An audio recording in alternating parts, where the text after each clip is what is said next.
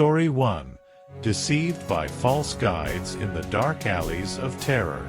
My name is Lucas, and I never thought a simple night out in the city would lead me down a path of terror and revenge. It all started when I met a group of strangers in a dimly lit alley, their faces obscured by shadows. They offered me a chance to experience the city in a way I never had before, promising excitement and adventure beyond my wildest dreams. Eager for a change of pace, I followed them deeper into the labyrinth of alleys, the darkness swallowing us whole. The air grew thick with tension, and a sense of unease crept over me. But I pushed aside my instincts, drawn in by the allure of the unknown. As we walked, the strangers regaled me with tales of the city's underbelly, of secrets and sins hidden from the light of day. They spoke of power and influence, of a world where the rules were different and the stakes were higher. I was both fascinated and repelled, my curiosity warring with my growing sense of dread. Eventually, we arrived at a secluded warehouse, its walls covered in graffiti and its windows shattered. The strangers led me inside, and as the door closed behind me, I realized too late that I had walked into a trap.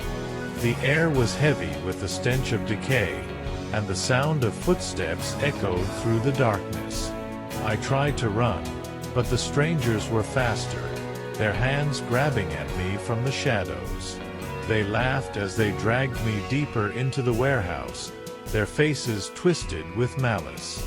I was surrounded, alone and terrified, my heart pounding in my chest. And then the true horror began. They revealed their true intentions, their faces contorted with sadistic glee. They had lured me here not for adventure, but for a twisted game of survival. I was their prey, a pawn in their cruel game of deception and betrayal. But I refused to go down without a fight. With adrenaline coursing through my veins, I broke free from their grasp and ran, my breath coming in ragged gasps. I navigated the maze-like corridors of the warehouse, every shadow hiding a potential threat. As I reached the exit, I saw a glimmer of moonlight filtering through a broken window. With one final burst of energy, I crashed through the glass and tumbled out into the night, my body bruised and battered but alive. I stumbled through the alleys, my mind reeling from the horrors I had witnessed. But amidst the fear and despair, a seed of determination took root. I would not be a victim. I would seek out those who had deceived me, who had led me into the darkness, and I would make them pay for their sins. And so, as the first light of dawn broke over the city, I set out on a path of revenge, my heart consumed by a burning desire for justice. The strangers may have thought they had broken me, but little did they know that they had only unleashed a force to be reckoned with. Anonymous Spectator Story. Story 2. Sinister Encounters in an Abandoned Asylum Betrayal and Tragedy. My name is Dr. Elena Cruz, and I am a psychiatrist specializing in treating patients with severe mental disorders. I was called to investigate an abandoned asylum on the outskirts of a small town, where rumors of sinister encounters and tragic events had plagued the locals for years. As I entered the decaying building, a sense of unease washed over me. The walls were lined with peeling paint, and the air was thick with a musty scent of neglect. I could hear the faint echoes of distant screams, sending shivers down my spine. Guided by a former nurse who had worked at the asylum before its closure, I delved deeper into the maze-like corridors.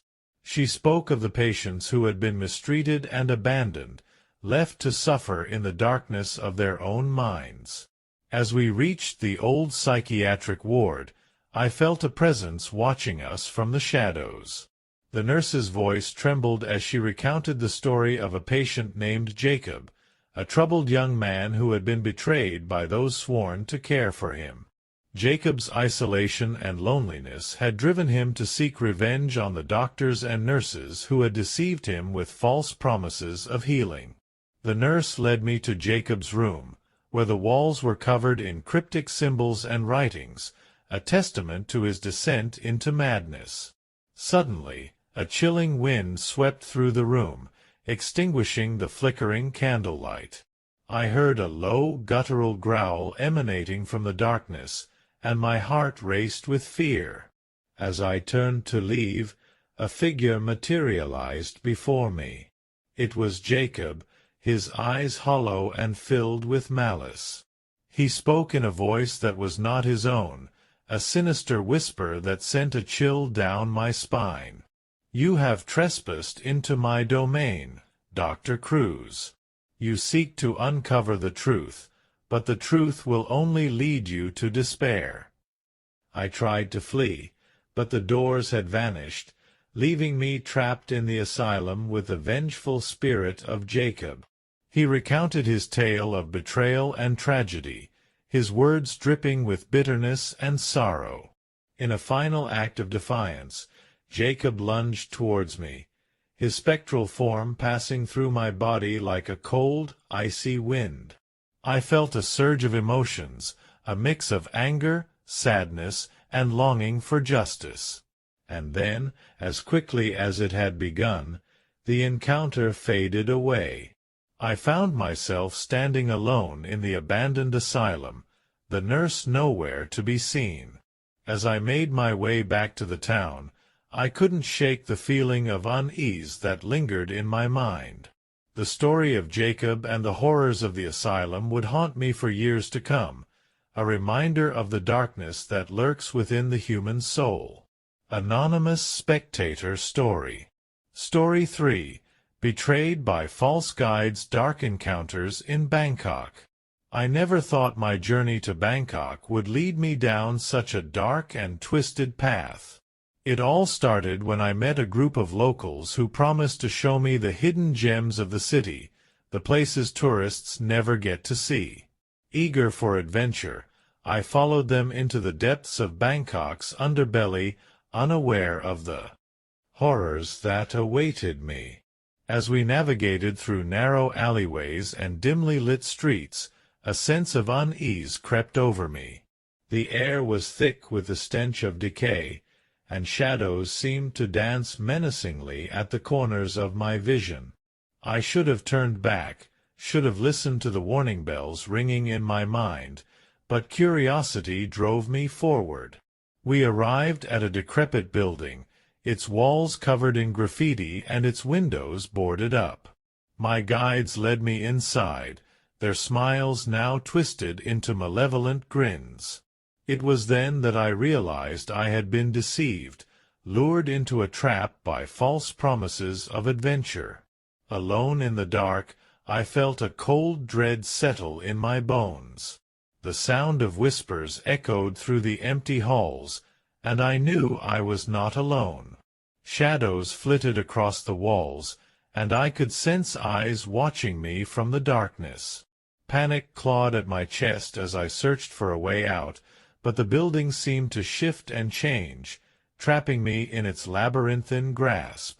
As I stumbled through the maze of corridors, a figure emerged from the shadows. Dressed in tattered rags and with hollow eyes that gleamed with malice, it advanced towards me with slow, deliberate steps. I tried to scream, but no sound escaped my lips as the figure drew closer, its intentions clear. In that moment, a primal rage ignited within me. Betrayed and deceived, I refused to go down without a fight. I lashed out at the figure, my fists connecting with its ethereal form.